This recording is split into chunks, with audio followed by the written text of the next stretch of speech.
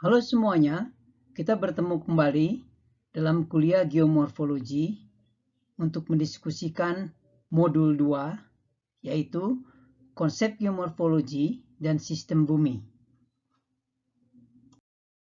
Pada kuliah sebelumnya, kita telah mendiskusikan konsep geomorfologi.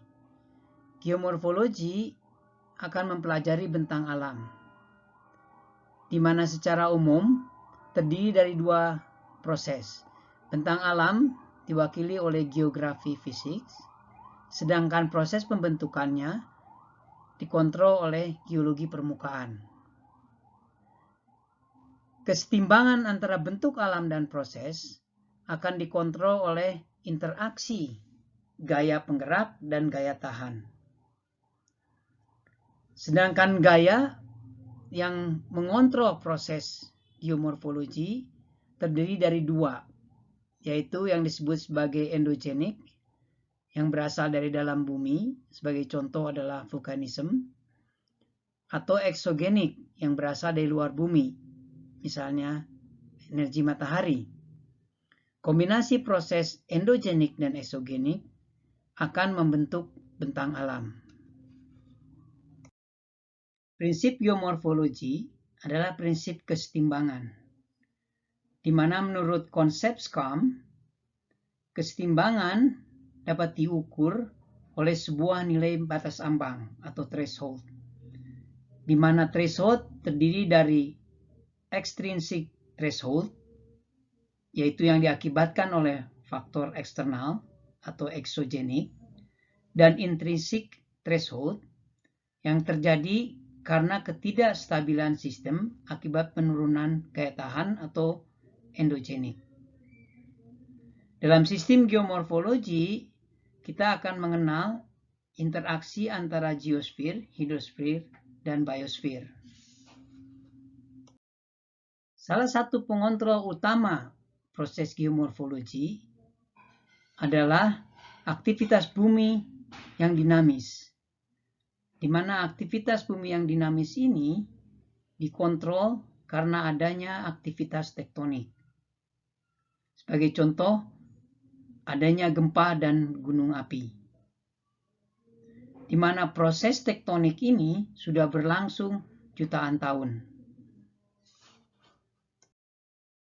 Data topografi dan batimetrik bumi memperlihatkan data yang sangat menarik, di mana majoriti permukaan bumi dan dasar lautan didominasi oleh daerah yang datar. Daerah yang tinggi hanya menempati persentase yang kecil. Sebagai contoh, Australia ini adalah sebuah benua yang tua yang memperlihatkan majoriti dari topografinya adalah datar. Secara umum, data juga memperlihatkan bahwa belahan bumi utara didominasi oleh benua warna coklat ini, dan daerah bagian selatan lebih didominasi oleh samudra, grafik yang warna biru ini. Kesetimbangan topografi permukaan bumi dikontrol oleh hukum isostasi, di mana topografi yang tinggi akan mempunyai akar yang dalam.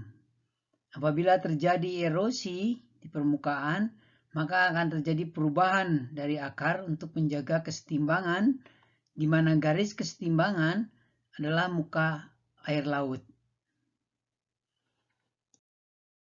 Tektonik lempeng akan mempunyai 3 batas lempeng yang berbeda, di mana setiap batas lempeng akan dicirikan oleh topografi yang berbeda. Sebagai contoh, zona konvergensi yang bersifat subduksi akan mempunyai palung dan gunung api.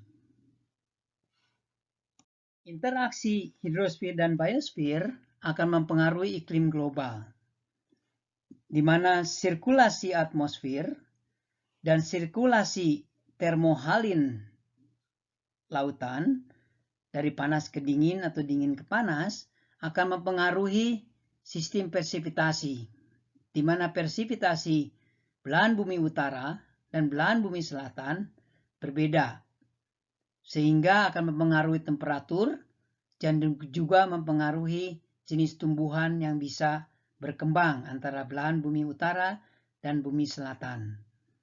Karena akan berpengaruh terhadap faktor humiditas.